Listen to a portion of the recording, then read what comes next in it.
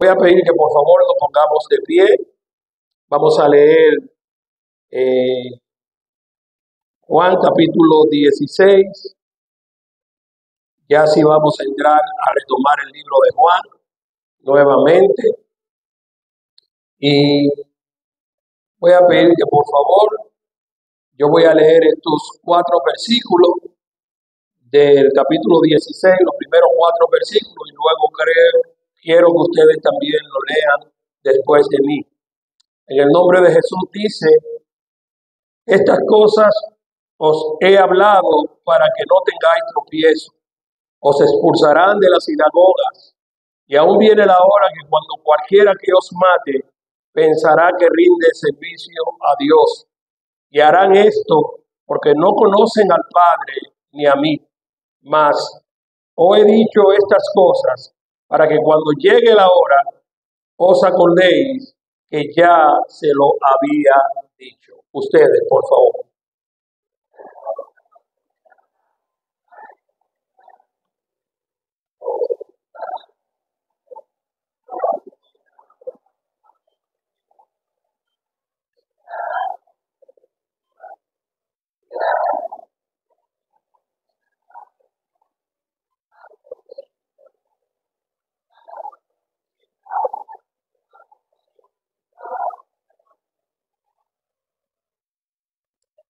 Padre, te seguimos alabando en este lugar, reconociendo que tú eres Dios, que no hay nadie tan grande, tan maravilloso, tan digno de gloria como lo eres tú. Aquí estamos simplemente mortales, hombres y mujeres que hemos sido redimidos por tu sangre preciosa, por los cuales, Señor, nos presentamos delante de ti, reconociendo tu santidad, reconociendo tu grandeza y reconociendo, Señor, nuestra bajeza humana, por la cual te pedimos perdón por los errores que a diario cometemos. Aquí está tu iglesia, síguenos mirando con ojos de misericordia a través de Cristo, y que nuestros ruegos, Señor, cada vez que lo elevemos, lleguen ante tu trono de gracia, porque tú has dicho en tu palabra que todo cuanto pidiéremos al Padre en tu nombre, así os será hecho. Ahora, Señor, luego de haberte cantado, luego de haber visto las participaciones, gracias por usar a nuestros niños, Señor, al Ministerio Josías, en guiarnos en este tiempo de alabanza. Gracias por el texto del versículo del día de hoy con las llamas. Gracias, Señor, por la participación de los demás niños, por la oración a las naciones. Gracias, Señor, por cada uno de tus hijos que dicen presente en este lugar. Te pedimos, Señor, que tu bendición, que tu cuidado sea sobre nosotros y que nuestros corazones estén dispuestos, Señor, a darte siempre toda gloria y toda honra que como Dios y Señor tú siempre mereces. Como diría Isaías, cada vez que estamos delante de ti, que me toques poner tu palabra, te pido que uso las palabras de Isaías, que pase carbón encendido sobre mis labios, que quite toda mi maldad y que sea tu Espíritu, Señor, que dirija cada palabra, cada pensamiento, y que tu pueblo, Señor, sea edificado a través, Señor, de lo que tú tienes para nosotros en este día. Bendícelo, Dios. Gracias por tu presencia en medio nuestro. Háblanos a través de tu palabra, porque te lo pedimos en el nombre de Cristo Jesús. Amén y amén. Pueden volver a su lugar. Tenemos 15 capítulos que vamos a estar predicando en la mañana de hoy. Ustedes me dijeron que están listos. Entonces yo estoy listo. Yo siempre estoy listo, porque el Señor es que me da esa oportunidad de que yo pueda estar listo. Entonces, es en serio que vamos a estar revisando 15 capítulos de la Biblia, porque el domingo pasado, todo eso es culpa de ustedes. El domingo pasado, cuando yo pregunté por dónde íbamos por Juan, 2 o 3 solamente estuvieron ahí levantando la mano, dispuestos a decir. Entonces, hay que repetir lo que ya hemos dado. Y para repetir lo que ya hemos dado, hay que decir lo que dice Juan desde el capítulo 1 hasta el capítulo 15, y luego entonces introducir el capítulo 16, que es el capítulo que continúa. Mi tema para esta mañana, así que yo espero que hayan desayunado, que los niños que siempre les guardan un desayuno, estén ready. El que no se desayunó, cuando llegue a su casa, que coma. Porque la Biblia dice que si alguno tiene hambre, que coma en su casa. Amén.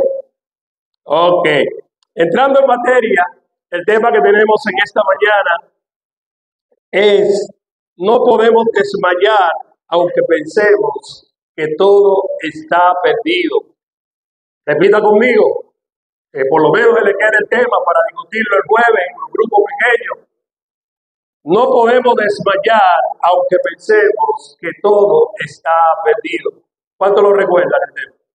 No podemos, aunque pensemos, amén, no podemos desmayar. Y esto lo basamos en los versículos que acabamos de leer de Juan capítulo 16, los primeros 4 versículos.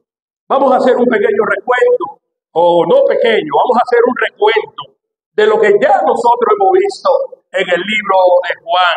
Vayamos entonces para que refresquemos un poquito algunas de las cosas que ya nosotros hemos visto en el libro de Juan. Recuerden que Juan, el apóstol, como se le conoce, también se le conoce como el hijo del trueno. Juan era de los discípulos de Jesús. Eso lo hablábamos quizás en la introducción cuando arrancamos en el capítulo 1.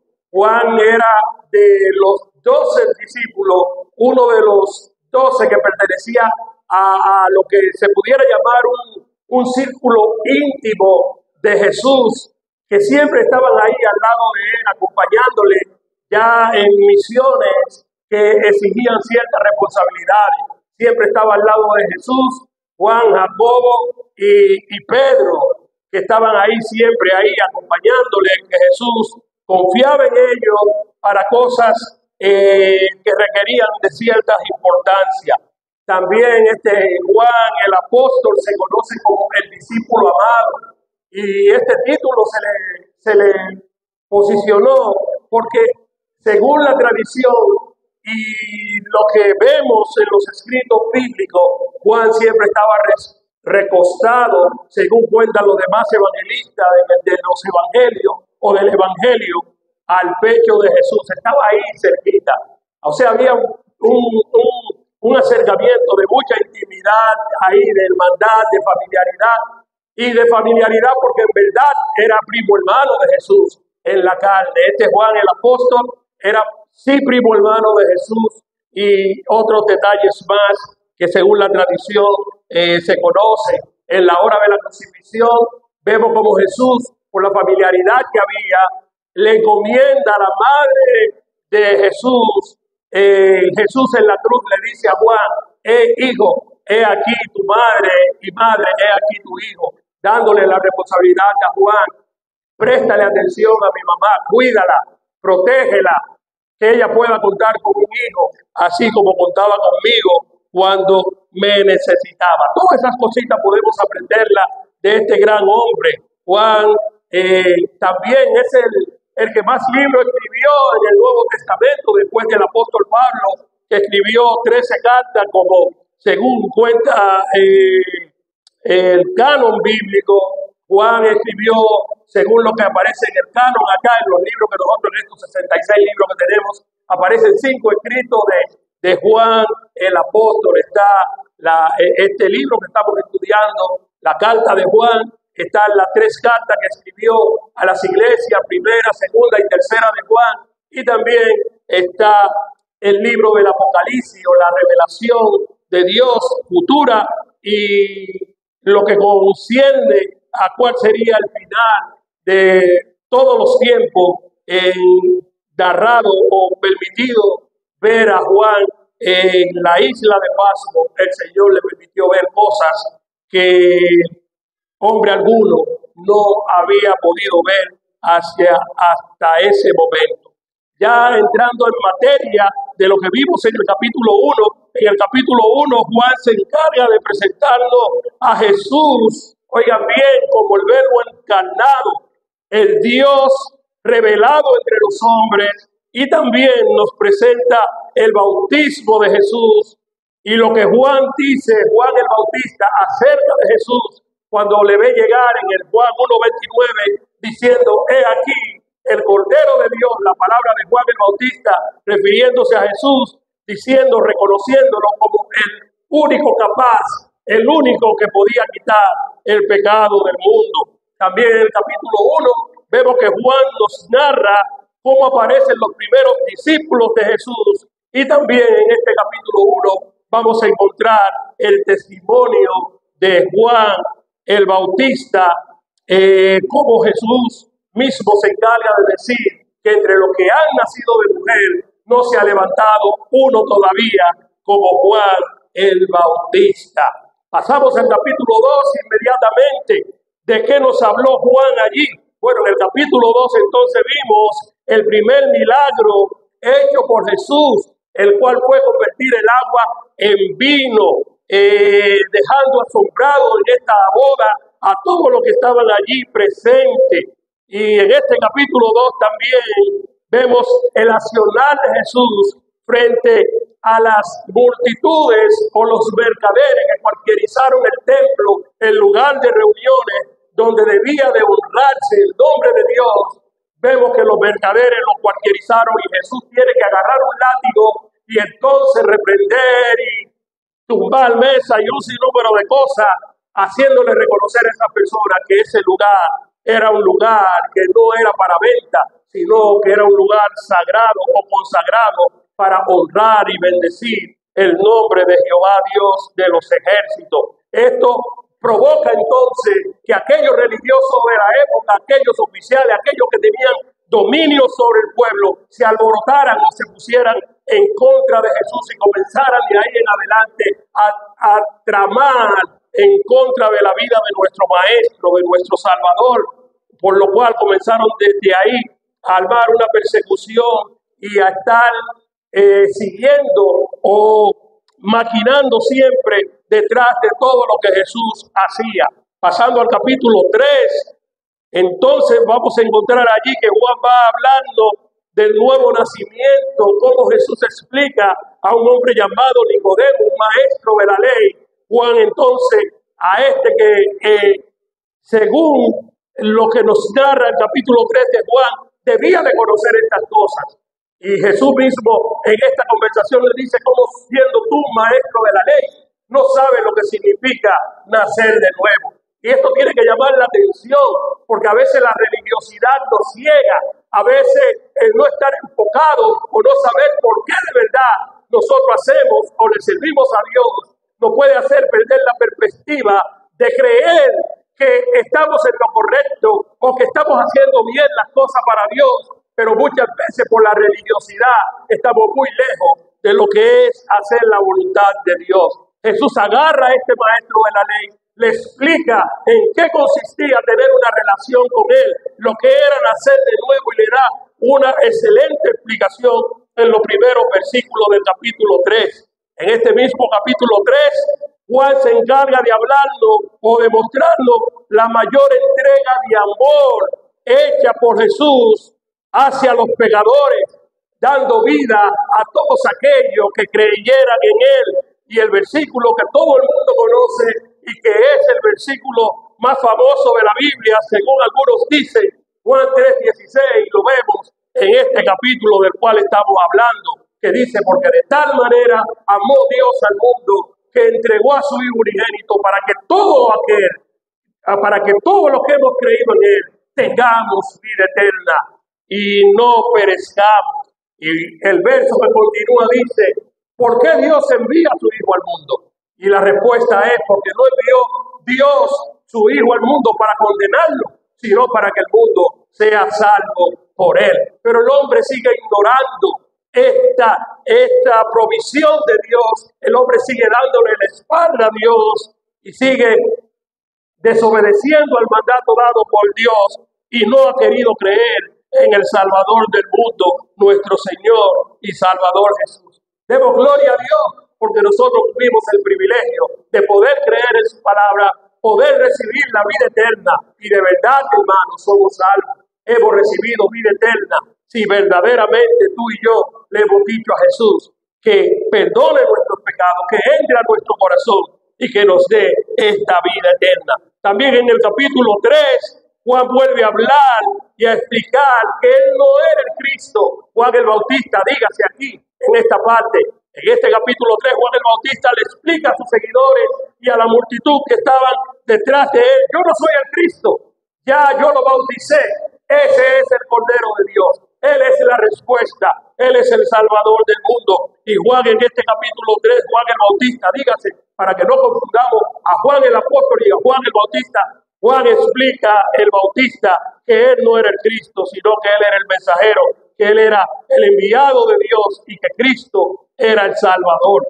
Dejando bien en claro que Jesús era el Hijo de Dios y el dador de vida a todos los hombres que creyeran en él. Pasando al capítulo 4, Juan el apóstol va entonces narrando el encuentro de Jesús con la mujer samaritana.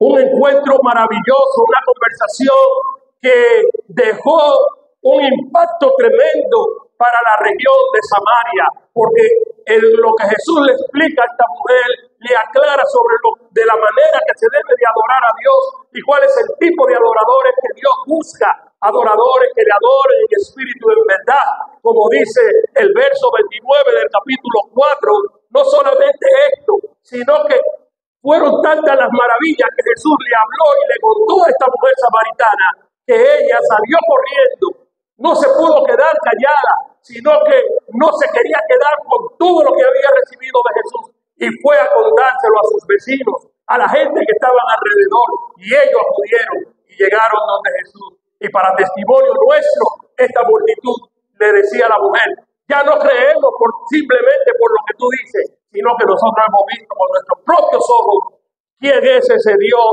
quién es ese maravilloso Jesús, y que a través de él el hombre recibe salvación y recibe vida eterna. Otro impacto de este capítulo 4 fue el milagro que Jesús hace a la hija al hijo de un oficial sin tener que estar presente en el lugar. Este oficial tiene su hijo muriendo y acude porque escucha de la fama de Jesús, y él entendía que Jesús tenía el poder para sanar a su hijo. Y dice la palabra de Dios que cuando este hombre llega delante de Jesús, Jesús le dice: vete en paz, que tu hijo tú lo vas a encontrar bien. Y para sorpresa de este hombre, cuando va llegando a la casa, le salen al encuentro sus servidores y le dicen: tu hijo está bien, tu hijo vive. Y él pregunta al oficial: ¿a qué hora sucedió eso? ¿Saben por qué hizo esa pregunta? Para ver si Jesús tenía razón en lo que le había dicho. Y le dijeron: a tal hora fue. Y él recordó: a la misma hora que Jesús le había dicho, este milagro se llevó a cabo. Gloria al Dios a quien nosotros servimos, hermanos. Esto debe de llenarnos de gozo, de regocijo, porque tenemos un Dios poderoso, un Dios que no tiene que estar presente para obrar en tu vida y la mía. No tenemos que verle físicamente, sino que su palabra tiene poder. Poner nuestra fe en él, nuestra confianza en él, y si le creemos de verdad, como él le dijo a sus seguidores, le podrán decir a este monte: quítate de un lado y ponte en otro, y eso será hecho. Pero tristemente nosotros no tenemos fe ni como un granito de mostaza. Dudamos de todo, dudamos del poder de Dios, nos olvidamos de las maravillas de Dios, nos olvidamos que servimos a un Dios que no cambia, que el mismo poder que tuvo para abrir el mar rojo lo tiene todavía, porque su poder no ha cambiado. Ya no es necesario abrir el mar, ya no es necesario quizás resucitar a los muertos, porque ya hay promesa de que un día los muertos en Cristo resucitarán primero. Ya no hay necesidad de estar llenándonos la boca como simples mortales de que yo tengo el poder para levantar a un enfermo, porque el que tiene la autoridad, el que tiene el poder para hacerlo, y si lo quiere hacer, no porque le obliguemos, no porque se lo demandemos, es nuestro Salvador Jesucristo, a quien servimos. Y simplemente cuando oramos por un enfermo, debemos de pedirle que sea hecha tu voluntad. Cuando tengamos un problema demasiado grande, pongámonos en la mano de Dios, esperemos en él, estémonos quietos, como dice el Salmo 46, y esperemos que Dios en su debido momento dará la respuesta. Nos guste o no nos guste, pero Dios siempre responde a nuestro favor. Capítulo 5, continúa Jesús sanando, y esta vez le tocó a un paralítico. La historia del paralítico de Bethesda, este milagro realizado por Jesús, allí se destaca la autoridad que Jesús tenía sobre las enfermedades, el testimonio del Padre que Él da, y también el testimonio que las Escrituras dan acerca de nuestro Salvador Jesucristo. Todo eso lo vemos en el capítulo 5, en el capítulo 6. Entonces Juan nos relata que enseñando Jesús a las multitudes, nota que tienen hambre, y parte de lo que nosotros vemos en el sermón de la montaña, Juan entonces lo relata acá de estos eventos que se llevaron a cabo allí, en estos capítulos que habla Mateo del sermón de la montaña, y Juan capítulo 6 nos habla de esa alimentación de la multitud, de este milagro, como Jesús alimenta a más de 5,000 personas. Y también vemos en este capítulo 6 el comienzo de los yo soy, Jesús presentándose como el pan de vida. Yo soy el pan de vida. Y todos los judíos presentes allí pudieron entender que cuando él hablaba de pan, estaba haciendo la comparación de cuando su pueblo estuvo peregrinando en el desierto por 40 años, que tenía que recibir el maná todos los días, y este maná venía de parte de Dios. Y Jesús en este capítulo 6 de Juan le dice, ya no es necesario el maná. El único que sacia el hambre del hombre, el único que satisface completamente a los seres humanos, soy yo. Por eso yo soy el pan de vida. Y todo el que viene a mí, aunque tenga hambre, su hambre será saciada si tiene fe en mí. Solo Jesús tiene la palabra de vida eterna. Nos habla este capítulo 6 en respuesta de Pedro, cuando se encontró la multitud, que la palabra que Jesús pronunciaba allí cuando dijo que él era el pan de vida, poniendo en crisis a los religiosos de su época, diciendo, ¿cómo tú te haces comparar con la provisión de Dios? Y Jesús le dice a los que estaban allí presentes, ¿le parecen duras las palabras que yo estoy diciendo cuando yo me autoproclamo como el pan de vida, como el que sacia la necesidad humana? Y la respuesta de Pedro, Señor, ¿a quién iremos? Solo tú tienes palabra de vida eterna. Iglesia, que no se nos olvide, solo Jesús es el dador de la vida.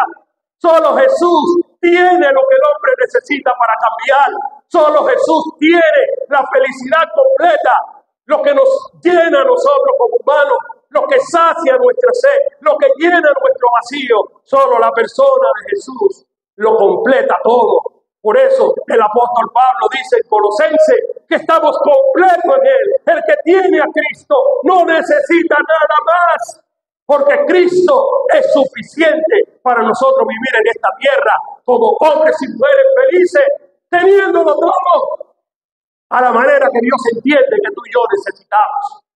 Lo que pasa es que humanamente nosotros pensamos que tenerlo todo es tener mucho dinero, es tener que todo el mundo me rinda pleitesía. En el reino de los cielos no es así. En el reino de los cielos, mientras más humildes somos, más gloria alcanzamos para la gloria de ese que vive y reina por los siglos de los siglos, llamado Jesucristo. Con Jesús es suficiente. Y el mundo tiene que saber eso. Y para que el mundo lo sepa, estamos tú y yo, como parte de su pueblo, de decir, tener a Cristo es tener lo mejor. Tener a Cristo es tener la vida. Tener a Cristo es sentirse pleno, es sentirse lleno. Se va la angustia, se va la ansiedad, se va el estrés, cuando verdaderamente creemos y confiamos en Él. Capítulo 7, inicia las fiestas con la fiesta de los tabernáculos. Y Juan va a tomarse el tiempo para recordar aquellas celebraciones que antiguamente el pueblo hacía para conmemorar y celebrar cómo Dios le libró de la mano de los egipcios, cómo el pueblo pudo celebrar la Pascua, cómo el pueblo pudo ver la mano de Dios actuando a favor de ellos en medio de la crisis, en medio de la oposición, en medio de los problemas. También en este capítulo 7, después de esta fiesta, donde Jesús aprovecha y proclama que si alguno tiene sed, que vaya a Él y beba, porque Él es el que sacia, Él es el que satisface, Él es el que nos llena completamente, no solamente como pan de vida, sino como el agua que sacia la necesidad o la sed que los humanos experimentamos acerca de Dios. Y allí vemos la oposición, después de todo esto, de las autoridades de su tiempo, cómo se opusieron contra Jesús, cómo procuraban matarle, cómo armaron una persecución detrás de él, con tal de llevarle o de matarle, como ellos entendían que lo podían hacer, no entendiendo lo que dice Juan capítulo 3, que a él nadie le quitó la vida, sino que él mismo decidió entregarla por amor de cada uno de nosotros. Capítulo 8. Ahí tenemos la historia del encuentro de Jesús con la mujer adúltera. Una mujer cuyo pasado era un pasado de rechazo, que todo el mundo la miraba con ojos de prejuicio, que todo el mundo la acusaba hasta que se encontró con Jesús. Y qué bueno que Jesús, cuando llega a nuestras vidas, cuando decide salvarnos, a él no le importa nuestro pasado, a él no le importa que la gente no quiera saber de nosotros, a él no le importa lo dañado que esté en nuestro corazón. Cuando él llega a tu vida y la mía, él dice: yo quiero arreglar ese corazón, y lo arregla de verdad.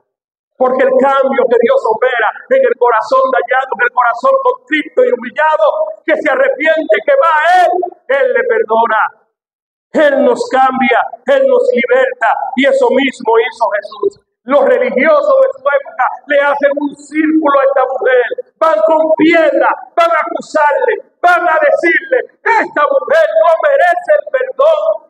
Como actuamos nosotros los humanos de este tiempo. Podemos amar a una persona, podemos conocer a alguien que hacía compinche con nosotros hasta que esa persona cae. Cuando esa persona cae o comete un error, es la persona más desdichada, es la persona más maligna que nosotros podemos imaginarnos. Comenzamos a descartarle, a decir de todo, habido y por haber, porque los humanos no sabemos perdonar. Pero qué bueno que hay un Dios que nos enseña el perdón, y su nombre es Jesucristo. Y todo el que acude a él, por más dañado que esté, por más menospreciado que sea en el mundo, cuando acudimos a Jesús, encontramos el perdón verdadero. Y él quiere que sus seguidores aprendamos a perdonar como él perdonó, porque para eso somos sus hijos. De la manera que él nos perdonó a nosotros, que él nos redimió, él quiere que también nosotros aprendamos a perdonar nuestras ofensas los unos por los otros. Iglesia, estamos a tiempo de aprender de Jesús. Estamos a tiempo de aprender a perdonar. Jesús da el ejemplo con esta mujer que todo la acusaba, y Jesús tuvo misericordia de ella. Y la pregunta fue: ¿dónde están los que te acusan? Porque todo era peor que ella, aunque hacían las cosas detrás de bastidores, aunque hacían las cosas pensando que nadie le estaba mirando. No se nos olvide, Dios todo lo ve, a él nada se le escapa. Por eso él escribió en tierra, y cuando levantó la cabeza, el que esté libre de pecado, que sea el primero en tirar un peñón. Y todos tuvieron que salir como un perro con el rabo entre las piernas. El testimonio nuevamente de Juan el Bautista, lo vemos allí. Jesús, la verdad que liberta, también nos narra este capítulo 8 del libro de Juan, aclarando que el único que tiene la verdad, el único que liberta, y que toda la humanidad que no siga a Jesús está bajo la mentira del diablo. Porque él ha sido vuestro padre, como dice el versículo 44 del capítulo 8. Y los deseos del mundo hace los deseos de tu padre, que es el diablo. Y para librarnos de los deseos del diablo, que son contrarios a la voluntad de Dios, tenemos que acudir a la verdad. Y la verdad se llama Jesús. Y conoceréis la verdad, verso 32, y la verdad os hará libre. De este capítulo número 8. Capítulo 9, encontramos la historia de un ciego de nacimiento que fue sanado también por Jesús. La reacción de las autoridades por este milagro hecho con este hombre que se sentaba en la puerta del templo a pedir limosna, que era insignificante para todos los que entraban al templo, hasta que Jesús cruzó por ahí y le dijo: ¿quiere recobrar la vista? Y él le dijo: sí, yo quiero. Y Jesús le sanó. Esto guió a las autoridades de su época. Comenzaron a hacerle un juicio a este hombre. Fueron donde los padres, ya todos conocemos la historia. Y los padres lo que dijeron fue: pregúntenle a él fue que fue sanado, edad tiene que responda. Pero ellos lo que no sabían, que quien le había sanado era el que tenía toda la autoridad, que tiene todo el poder, que no ha cambiado y que sigue siendo el mismo Dios por los siglos de los siglos. Y ese es nuestro Salvador, Jesucristo. Aunque la multitud trató de menospreciar o pasar por alto este milagro, no pudieron, porque Jesús se glorificó en la vida de este hombre. Y este hombre comenzó a decir: yo no sé quién es él, yo no sé de dónde ha venido, pero una cosa yo sé, que yo era ciego y ahora veo. Yo no sé si él es profeta, yo no sé si es evangelista, pero una cosa yo sé, que él me sanó, que él me libertó. Y más adelante vemos como este hombre con otro encuentro con Jesús le confirma su salvación y él recibe la vida eterna. Capítulo 10. Vemos donde comienza la historia de Jesús presentándose como el buen pastor. Y continúan los yo soy que fueron tratados por nuestro pastor Leonardo. Allí vemos todo lo demás yo soy. Yo soy la puerta de redil. Yo soy el buen pastor. Yo soy. El que da la vida. Yo soy el todo de todo. Ese es nuestro Señor y Salvador Jesucristo. Capítulo 11. Vemos allí la enfermedad de un hombre llamado Lázaro. Y esto lo titulábamos cuando predicábamos en este capítulo 11, cuando Dios usa la muerte y la enfermedad para glorificarse. Nada le quita la gloria a Dios. Y en el milagro hecho a Lázaro, Jesucristo se glorificó, demostrándole a todos los que estaban allí presentes en ese velatorio que Él era la resurrección y la vida, y que todo aquel que creyera en Él, aunque estuviera muerto, iba a recobrar la vida, porque el dador de la vida se llama Jesucristo. Y los muertos, la muerte no tiene poder sobre Él, porque al tercer día Él demostró su victoria sobre la muerte. Capítulo 12. Vemos que María hunde los pies de Jesús en Betania. Vemos la entrada de triunfal de Jesús a Jerusalén. La preparación ya para lo que le iba a acontecer a nuestro Maestro. Como después de haber sido recibido por la multitud, como después de todo gritar: ¡Hosanna! ¡Hosanna! ¡Bendito el que viene en el nombre del Señor! Luego esa misma multitud gritaba: ¡Crucifíquenle! ¡Crucifíquenle! Porque no le queremos en medio de nosotros. Porque Satanás había cegado el entendimiento de ellos. Y ellos, en vez de recibir a Dios, como dice Juan 1:12, cuando Él vino a ellos, le rechazaron. Pero aquellos que le recibieron, Él le dio la autoridad, le dio el poder de ser llamados hijos suyos. La gente comienza a buscarlo. Vemos en este capítulo 12 y vemos las señales proféticas dichas por los profetas del Antiguo Testamento, como se relata en este capítulo 12 por palabras de Jesús, lo dicho por Isaías, y el cumplimiento de estas cosas comienza a causar efecto en medio de aquellos tiempos. Seguimos. Los capítulos 13 al 17. Cuando entrábamos en esta parte, aterrizando un poquito, dice: yo le decía y le introducía que estos capítulos eran capítulos de preparación, que Juan iba a mostrarnos a un Señor Jesucristo de una manera única, a un Señor, a un Dios Padre, a un Dios amigo, a un Dios que se interesaba por los demás, que amó hasta el final a aquellos 12 que Él llamó para que le acompañaran en su ministerio en la tierra. Y desde los capítulos 13 al 17, Jesús va a comenzar a aquellos que amó. Y como dice el capítulo 13, que les amó hasta el final, Jesús va a preparar a estos hombres. Porque lo que venía para ellos, hermano, no iba a ser cosa fácil. Vemos el relato bíblico y a veces contemplamos y vemos, que Jesús fue crucificado, que Jesús tenía 12 hombres que le acompañaban, que Jesús trató de cimentarles en la fe, que les enseñó cosas para que ellos estuvieran preparados para la vida. Pero cuando la verdad llegó, cuando Jesús no estaba en medio de ellos, las cosas no resultaron tan fácil como se veía. Ellos tuvieron que experimentar dolor, tuvieron que experimentar fracaso, tuvieron que experimentar burlas, porque todo un discurso, yo nunca le voy a dejar solo, nunca le voy a desamparar. En verdad, cuando yo entregue mi vida en la cruz del Calvario, al tercer día me voy a levantar. Los 3 días más largos de la historia lo pudieron experimentar los seguidores de Jesús después de su muerte. Fueron días que resultaron para ellos de más de 24 horas, porque fueron objeto a que aquellos que habían visto el accionar de Jesús, que sabían que ellos seguían a Jesús, ahora estas multitudes le decían: ustedes son unos fracasados. ¿Dónde está su maestro? Ya se acabó la historia.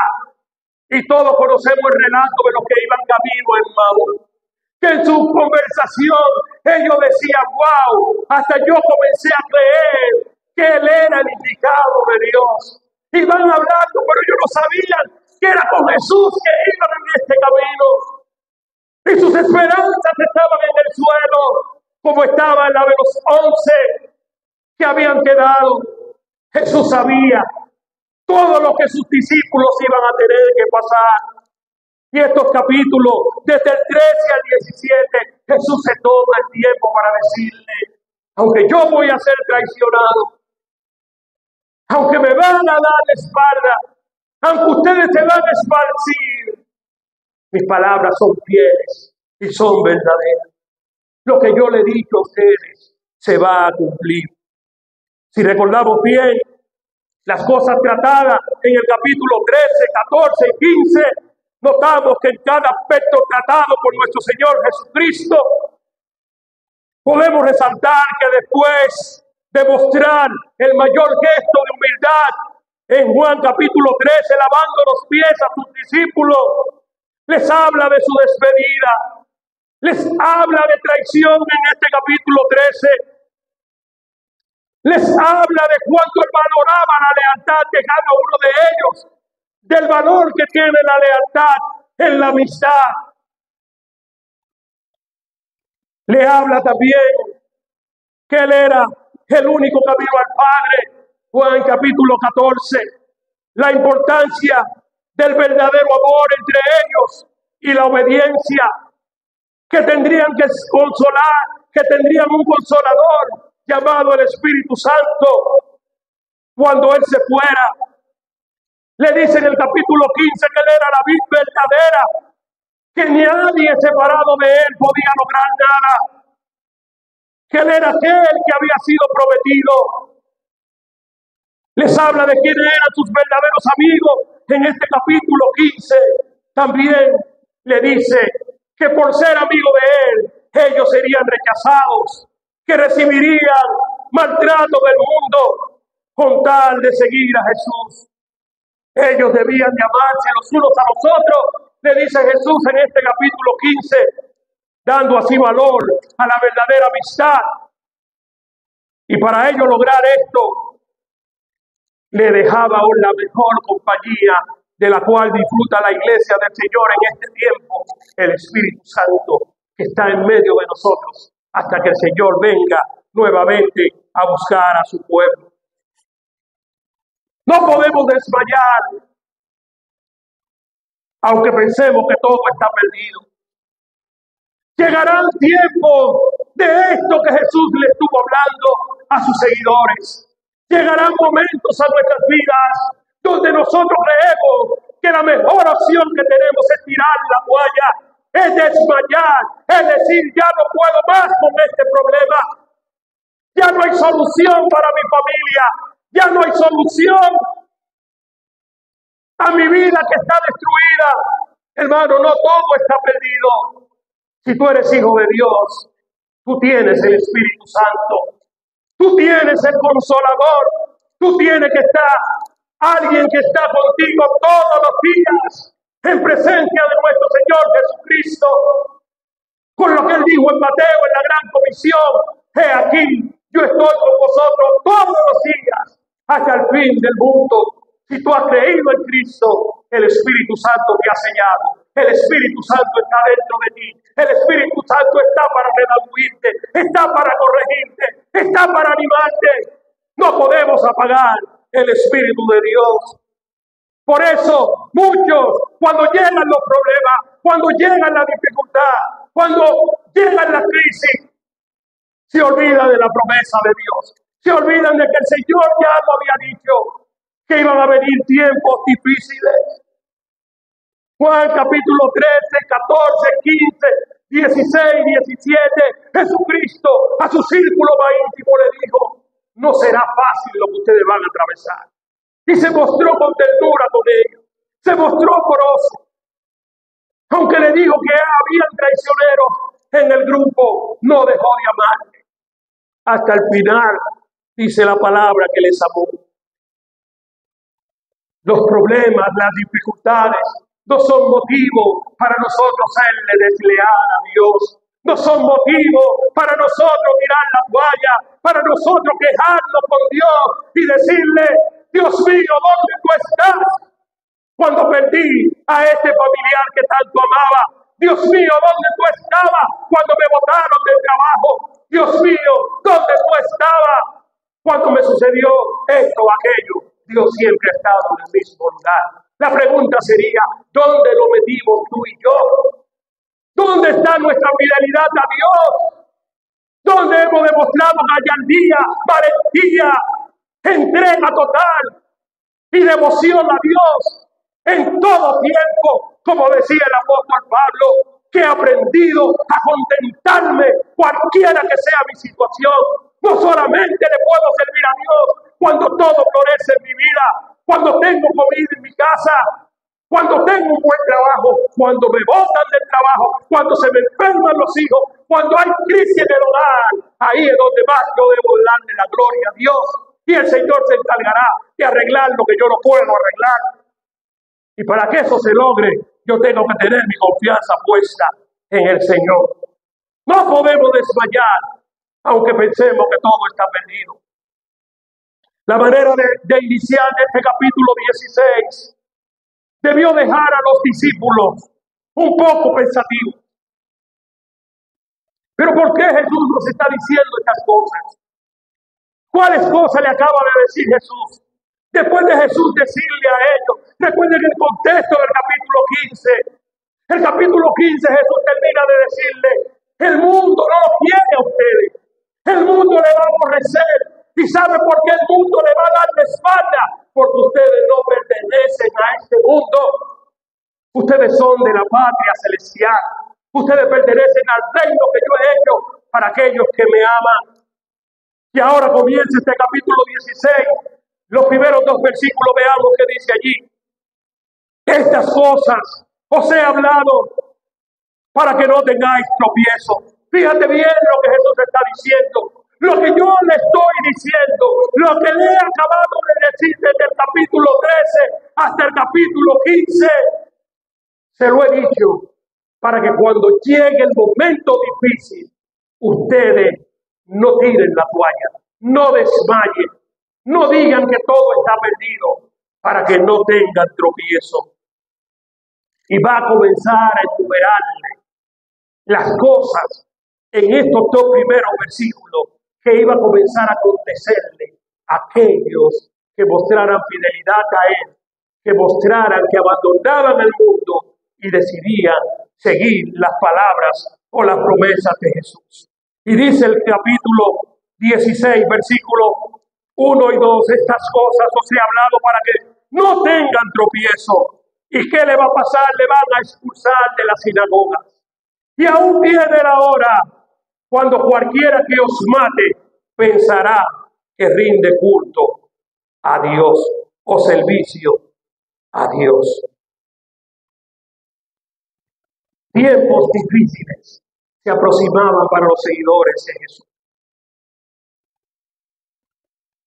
lo iban a expulsar de las sinagogas. Iba a llegar el momento que cuando alguna persona le matara, pensará que está honrando el nombre de Dios. Y vuelvo y repito, estas palabras dejan pensativo a sus seguidores. No podemos olvidar que ya Jesús se lo había advertido en pasajes anteriores. Jesús sabía lo que le esperaba a sus seguidores, si eran fieles a sus promesas, a sus palabras dadas. Y las cosas que le esperaba a ellos, según enumera Jesús aquí, ellos iban a ser odiados por el mundo. En primer lugar, iban a recibir rechazo, excomunión y también la muerte. Excomunión porque le iban a expulsar del lugar donde se reunían aquellos que se reunían para alabar y glorificar a Dios. Iban a ser expulsados de las sinagogas. Iban a ser expulsados de todo lugar donde se rindiera culto a Dios. Porque para el mundo, para los religiosos de aquellos tiempos, los que seguían a Jesús, estaban en lo incorrecto. Y ellos, como religiosos, eran los que estaban en la verdad. ¿Qué dice más? El capítulo 16, versículos 3 y 4, no solamente le iban a expulsar de la sinagoga, no solamente la gente iba a pensar que cuando le mataran iban a rendir culto a Dios. Jesús va ahora en el versículo 3 a decir cuál era el motivo, por qué ellos hacían eso, por qué esa gente iba a accionar de esta manera en contra de sus seguidores. Y el versículo 3 dice, y harán esto porque no conocen al Padre ni a mí. Si vemos el capítulo, si nos devolvemos para el capítulo 15, Jesucristo le dice a ellos, así como el mundo me ha aborrecido, también a ustedes lo van a aborrecer. ¿Qué ha pasado con la iglesia del Señor en este tiempo? Nosotros creemos que somos gratos para el mundo. Queremos congraciarnos con el mundo cuando Dios nunca ha querido y ha dejado claramente establecido en su palabra que los hijos de Él no podemos amar al mundo ni las cosas que están en el mundo. Porque si algún creyente ama al mundo, ama las cosas que se hacen en este mundo, el amor del Padre no está en él. ¿Qué ha pasado con la iglesia del Señor? ¿Qué ha pasado contigo y conmigo? Que nos congraciamos con la gente, que le celebramos al impío su chiste, que no parecemos cambiados, que hacemos todo lo que ellos hacen sin marcar la diferencia. Se nos han olvidado las palabras de Jesús. Ustedes están en el mundo, nosotros estamos en el mundo, pero recordemos, iglesia, nosotros no somos de este mundo. La iglesia ha hecho lo contrario de lo que dice el apóstol Pablo en Romanos capítulo 12. En vez de hacer lo que el apóstol Pablo dijo, que no nos amoldemos al mundo. Así que, hermano, os ruego por la misericordia de Dios que no nos acomodemos a este mundo. Y la iglesia lo que ha hecho, al pasar los días, al pasar los años, como yo decía el domingo pasado, hemos dejado de cumplir nuestra función de ser luz y sal en medio de un mundo que carece de sabor, en medio de un mundo que está en la oscuridad. Y lo que tenemos, la luz verdadera, estamos más opacos que un bombillo que casi no alumbra porque ya se está dañando. ¿Qué ha pasado con nosotros? Jesús le dice a ellos, todo lo que le va a acontecer a ustedes le va a pasar, porque el mundo está claro de quiénes son ustedes. Ustedes no caben entre ellos. Y como ellos no me aman a mí, ni aman al Padre, a ustedes que son mis seguidores, menos le van a amar, dice el versículo 3. Y otra vez Jesús vuelve y le dice a ellos, mas Os he dicho esto, versículo 4, para que cuando llegue el día, cuando llegue el momento, cuando ustedes lo tengan que vivir en carne propia, sepan que ya yo se lo había dicho. Y ustedes se acuerden, y esto no lo agarre de prevenir. Otra vez pregunto, ¿qué ha pasado con nosotros que creemos en la palabra? ¿Se nos han olvidado las palabras de Jesús? ¿O nos estamos amoldando tanto a este mundo que nos hemos olvidado de que Dios nos ha colocado para marcar la diferencia, para ser santo como aquel que nos llamó en toda nuestra manera de vivir? Jesús les advierte, ustedes el mundo le va a odiar, el mundo le va a rechazar, le van a expulsar, le van a excomulgar de los lugares donde se debe rendir culto a Dios. El mundo le va a dar la espalda, pero confíen, aquí está el que ha vencido el mundo, y su nombre es Jesucristo. Mira que dice Juan 16:32, he aquí, llegará la hora, o la hora viene, y ha venido ya, que seréis esparcidos, cada uno por su lado. Y dice Jesús, ustedes que están ahora a mi lado, cuando llegue esa hora, me van a dejar solo. Recordemos el relato, cuando llega Judas con la multitud a apresar a Jesús. ¿Qué sucedió? Todo el mundo cogió su ritmo. Y Pedro, que se fue escondida, que lo citábamos la semana pasada, una le dijo, tú eres de él, porque tu manera de comportarte te evidencia, te deja en claro. La razón por la que el mundo nos rechaza y nos maltrata es porque este mundo está lleno de maldad. Es porque este mundo, su padre es el diablo, y los deseos de Satanás es lo que se hace o se lleva a cabo en este mundo de maldad. Y nunca el mundo estará de acuerdo con lo que es hacer la voluntad de Dios o amar a Dios y hacer lo que agrada y glorifica a Dios. Jesús advierte en estos versos que cuando llegara la hora, aquellos que eran sus seguidores no podían desmayar, no podían abandonar su fe. Llegará la hora cuando os expulsarán de las sinagogas. Llegará la hora cuando te maten, y algunos dirán que matándote están rindiendo culto a Dios. ¿Qué ha pasado con la iglesia del Señor? Nos hemos acomodado tanto que como no estamos viviendo la pura realidad que vivieron estos seguidores de Jesús, de ser expulsados, de ser odiados por el mundo, de ser matados por su fe, como la iglesia cabe en todos los entornos, como yo paso desapercibido en este mundo y nadie le importa si soy cristiano o no lo soy, no le doy comezón a mis amigos inconversos, no le corrijo cuando están haciendo cosas malas, me da trepito que vivan una vida desenfrenada.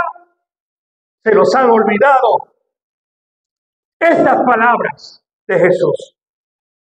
En el libro de Hechos se cumple lo que Jesús le acababa de decir a sus discípulos aquí en el capítulo 16. Ya en el libro de Hechos, después de la ascensión de Jesús, después del día de Pentecostés, la iglesia comenzó a crecer. Recuerden en Hechos capítulo 2, el discurso de Pedro, después que descendió el Espíritu Santo, más de 5,000 personas aceptaron a Jesús como Señor y Salvador, porque Pedro le puso delante de ellos que aquel Jesús a quien ellos habían crucificado, Dios le había hecho Señor y Cristo, y que había sido ascendido al reino de los cielos, y que está a la diestra del Padre en gloria. Después de transcurrir todo esto, ya para los años 90, después de Cristo, comenzaron a expulsar a los cristianos de la sinagoga. Comenzó la persecución y la muerte para los seguidores de Jesús. Y la primera muerte la vemos en Hechos capítulo 7, el primer mártir cristiano llamado Esteban. Y dice la palabra de Dios en Hechos capítulo 7 que a Esteban lo apedrearon por su fe en el Señor. Y había allí un verdugo delante de quien pusieron las ropas, llamado Saulo, porque este hombre creía que cada vez que mataba a uno de los que se consideraba del camino o seguidor de Jesús, estaba rindiendo culto a Dios. Juan 16:2, os expulsarán de las sinagogas y llegará la hora que cualquiera que os mate pensará que rinde culto a Dios. Esa era la mentalidad de Saulo de Tarso. Era tan religioso que él entendía que los seguidores de Jesús y Jesús eran enemigos de la verdadera ley o del verdadero tributo a Dios. Y él comenzó la persecución de los hijos de Dios, no sabiendo que más adelante él se convertiría en aquel hombre que Dios usaría para llevar el evangelio a los lugares donde todavía no pensaban ni tenían idea de que llegaría el evangelio de Cristo. El primer mártir cristiano, en Hechos capítulo 12 vemos la segunda muerte de los seguidores de Jesús, y fue la muerte de Jacobo, hermano del Señor. Hechos capítulo 12, versículo 2. Y otras muertes más que vemos que se relatan en Hechos capítulo 9, los versículos 1 al 4, que dice que Saulo salió respirando amenaza de muerte para que donde quiera, después de haber matado a Esteban, donde quiera que se encontrara con otro que creyera lo mismo que creía Esteban, se lo lambiera, lo sacaran del círculo. Jesús, por esta causa, advierte a sus discípulos, porque él sabía que todo lo que ellos iban a tener que enfrentar, y sabía que no sería cosa fácil, pero a la vez le daba la garantía de que ellos no estarían solos. En el capítulo 15 él le dice, yo no le voy a dejar solo. Capítulo 14, ustedes van a recibir el Espíritu Santo. En este capítulo 16 veremos esta manifestación de esta presencia actuando en toda su plenitud en la vida de aquellos que en medio de las dificultades no desmayaron, no se desplomaron, sino que se mantuvieron fieles a las promesas del Señor. Hay un Dios que ha prometido estar con nosotros y que nunca nos va a dar la espalda, por más difícil que sea la situación que nos toque vivir a nosotros. Iglesia, recuerda esto, no podemos desmayar, aunque pensemos que todo está perdido. Ya Jesús lo había dicho. Concluyo leyéndote y quiero que lo busques en tu Biblia. Efesios 1, 22 al 23. Para que tenga claridad en esta mañana de por qué no podemos desmayar, aunque pensemos que todo está perdido, aunque pensemos que ya no podemos seguir adelante. Hay un Dios que siempre peleará por su pueblo. Hay un Dios que no ha perdido su autoridad. Hay un Dios que ha prometido estar con nosotros todos los días, hasta el fin de los siglos. La pregunta sería, ¿estamos tú y yo dispuestos a seguirle hasta el fin de los siglos? ¿Estamos tú y yo dispuestos a no tirar la toalla cuando llegue el momento de crisis, el momento de persecución, cuando se nos acabe la vida cómoda? ¿Estamos tú y yo dispuestos a decir, no me avergüenzo del Evangelio, porque es poder de Dios para salvación a todo aquel que cree? Primeramente al judío y también al griego. Efesios 1, 22 al 23. Y sometió todas las cosas bajo sus pies. Eso fue Jesucristo en su muerte en la cruz del Calvario. Y la dio por cabeza. Oye, abre tus oídos, porque tú y yo somos y estamos en este paquete. Y la dio por cabeza sobre todas las cosas. ¿A quiénes? A la iglesia. Y tú y yo somos iglesia. Él ha puesto todo a nuestra disposición. Él está de nuestro lado. Él es la autoridad.